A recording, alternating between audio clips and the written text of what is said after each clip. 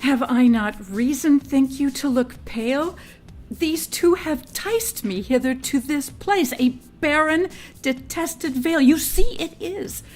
The trees, though summer yet forlorn and lean, o'ercome with moss and baleful mistletoe, here never shines the sun, here nothing breeds, unless the nightly owl or fatal raven. So I love in this chunk the use of all of those, the nature images. Yeah.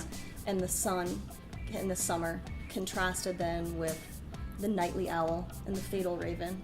And also the way that those dark images are specific, I think, references to Erin from her parts. And when they showed me this abhorred pit, they told me here at dead time of the night 1,000 fiends, 1,000 hissing snakes, 10,000 swelling toads, as many urchins would make such fearful and confused cries as any mortal body hearing it should straight fall mad, or else die suddenly. So let's talk about this chunk, because I think this is a pretty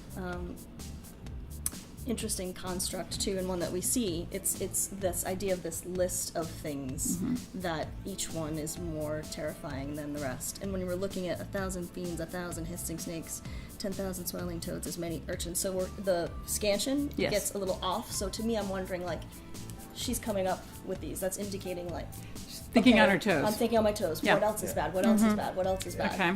So. Yeah. It's also, this is the first time in the monologue now where we start to see sentences run together. Up until here, we've had that, this is that young Shakespeare. Every line ends with a piece of punctuation until you get to, would make such fearful and confused cries as any mortal body. Now these things are, now it's starting to pick up, now it's starting to cook.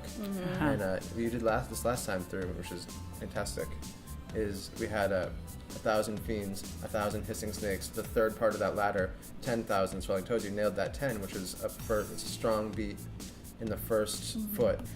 When you have multiple spotlights back to back, called My Children, the most famous, characters in Shakespeare who speak in that trochee, bum bum bum bum bum bum bum bum. When shall we three meet again? They're evil characters. There's a sense of evil magic happens when you're talking in trochees. It's the invert, the heartbeat has been ripped out and taken apart, and it's going backwards. So there's a sense that this is this an evil spell that she's putting on her children? Oh yeah, interesting. And how much of parental manipulation is there in here?